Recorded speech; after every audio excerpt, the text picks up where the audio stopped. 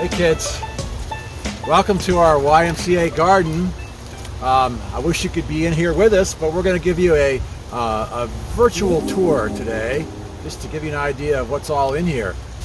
You know what these plants are? If you said corn, you're right. I'm standing in our corn patch, and back in the summer this was green and growing like a rocket, and we've harvested all the corn from it, and as you can probably guess, these plants are dead.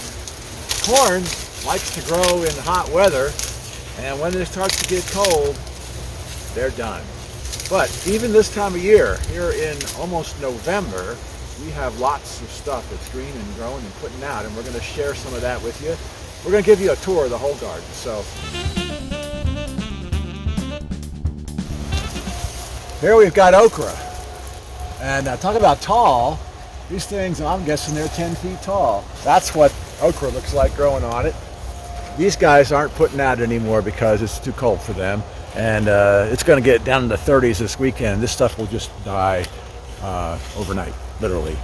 So we're going to rip this out pretty soon. But anyway, it's been a great year for okra. Check this out. You know what this is? You probably can't tell like that, but if I went like this, I'll bet you could tell. Yeah, it's a sunflower, and these were gorgeous a month ago, and you know, they're done now, but boy did they make a lot of seeds. We're going to talk about seeds later on. Look at this. It looks like just a mess of weeds, and it mostly is. We grew vines in here, and they spread and take over. We grew watermelons and winter squash. That is a butternut squash. Let's see. Well, we have these cool yellow tomatoes. I really like these, Mark. I want to get seeds from planting these in my own garden.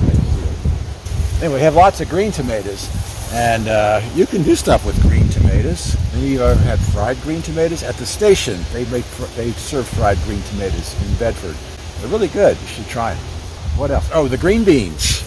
Another hot weather plant. They've been making green beans, as you can see. We need to harvest these, and actually I already harvested a bunch of them, so we'll have some more of those to harvest. And well, before we leave the lower garden, I want to show you some things that are coming on. See these little green guys here? We planted those about a month ago, and that's garlic, and they don't mind cold weather. In June or so, we'll have garlic to harvest. Okay, we used to have sweet potatoes and potatoes in these beds, and we harvested them, and then we sowed what's called a cover crop. We sowed oats and a plant called vetch. These are plants that don't mind cold weather, and they will cover this bed and sort of protect it over the winter. Mother Earth doesn't like to have bare soil. I don't know if you've noticed that. And so we like to keep things covered. It makes for healthy soil. One of my favorite things about the lower garden is we have fruit down here. These, you know what these are? Probably not. These little green things are not ripe, but these are figs. You know, like fig Newtons? That's what a ripe fig looks like. Well, that's the best fig I've had this summer. Anyway, I hope that someday we can feed you all some figs from our garden. All right, Mark, you can have the other one. Okay. Oh, by the way, we didn't introduce ourselves. This is Mark. I'm Mr. Mark. Hello, kids. And some of you might remember me. I'm Mr. Martin.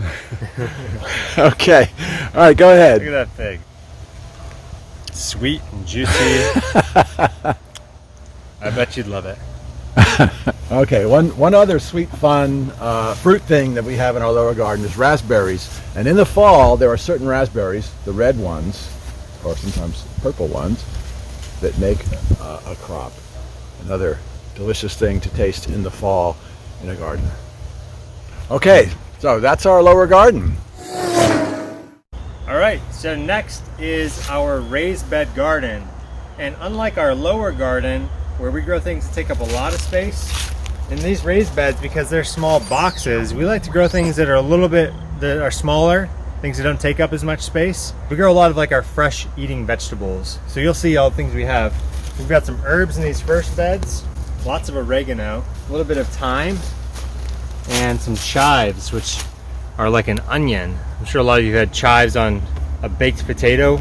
In these beds, we grow a lot of things that do well in the cool weather. So spring, winter, and fall. So a lot of what you'll see right now are things that will be good all the way into winter. Some things will stay all winter in the ground. So here we have one of my favorite fall and winter vegetables is the beet. And these make a really delicious sweet red root. Ooh, look at that. And I'm gonna cut it open so you can see how pretty it is. Oh, look at that. That one has rings like a tree. Very cool.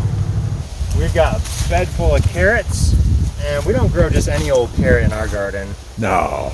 We like to grow a lot of different things that you can't find anywhere else. Look at that.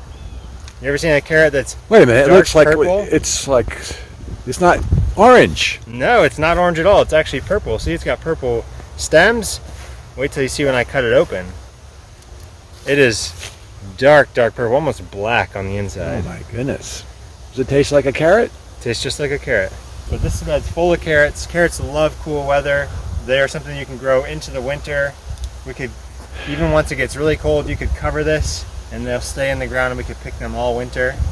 Here we have kale, and that's a delicious green, very winter hardy, loves the cold, rich in iron and protein and all kinds of minerals. Next we have parsnips. Now this is probably another one that you've never had before because parsnips are not very common. Oh, that one's not very big. So it's kind of like a carrot in a lot of ways. It actually tastes kind of like a carrot, but it's when you cook it, it's more like a potato. So it's kind of like half carrot, half potato. So this is called a watermelon. It's called a cucamelon, and it's pretty much a cross between, not a cross, but it tastes something like a watermelon and a cucumber, more like a cucumber. Wow. It's kind of tart, kind of sweet, it's crunchy. Next we've got some broccoli and cauliflower. Now broccoli is probably one of the most sought after vegetables in our garden here. Each one of those little sections on there, the little pieces of the broccoli, those are little flowers. And if you let it go long enough, this will shoot up and make a huge cluster of flowers. So when you're eating broccoli, you're actually eating a flower bud. Here we have our peanuts, but we can pull these up and see if we got any peanuts in here. We just pull this plant up and you can see here's a few formed peanuts. So peanuts grow underground. Isn't that something? We have a ton of lettuce here. Lettuce is self-explanatory. And then our last bed here is filled with collard greens. And then we have Brussels sprouts, which are starting to form. There's the little baby Brussels sprout just starting to come on. So that's our Brussels sprouts. And that concludes the raised beds. So what we have here is our grape tunnel, and we got some really, really good grapes out of this year. We got, I mean, just bowls and bowls and bowls of grapes. And across the street from our grape tunnel is what we call our food forest. And we divided this area into 9 squares. In the middle of each one is a tree. This is how we get the forest part. And they're fruit trees. That's how we get the food part. And all around each tree are many, many perennial plants that have many, many uses. Some medicinal, some you can eat, some that are for pollinating, some of them add fertility to the soil. And it's just a really diverse, do you know that word? Diverse. It means there's lots of different kinds of things. Just like you are probably a diverse group of kids. Lots of different kids. Yeah. Anyway, there is strength in diversity. All right, so walking through the food forest, there are so many different plants to look at. How many, Mark? Oh, hundreds. Wow. So I'll just show you a couple different things in here, and we can talk about why they're here and what they do, and that'll give you a sense of what Mr. Martin was talking about, the diversity of different types of plants and functions and uses. So in this square, we're in the middle, we have an apple tree. So we have our good trusty friend Comfrey here. So this is New England aster, it's a perennial. This is called Illinois bundle flower. And this is one of the plants we grow for fertility. And then all these plants, when they have seeds on them like this in the winter, birds can come in here all throughout the winter and they can eat these seeds as food. Big seeds get eaten by bigger birds. Small seeds like this mountain mint get eaten by smaller birds.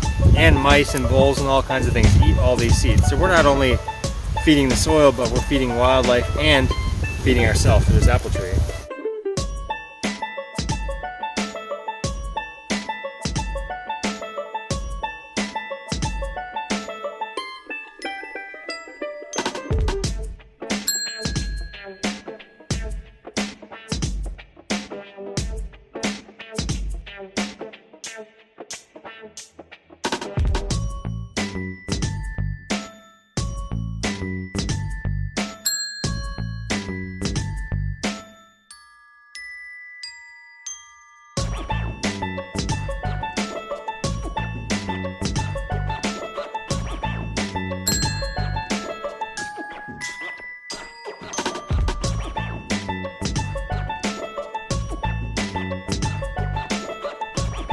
There is strength in diversity.